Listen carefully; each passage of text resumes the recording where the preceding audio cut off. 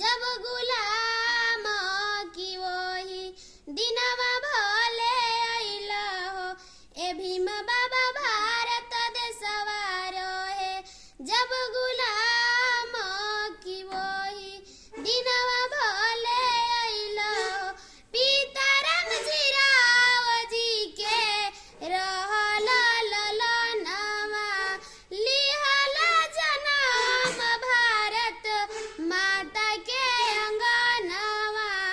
भीम बाई दिहली जनमवा की भारत रतनवा की भारत रतनवा अइला हो। ए भीम बाबा भारत देशवा रहे जब गुलाम की वही दिनवा भले अइला हो। ए भीम बाबा 14 अप्रैल दिन वा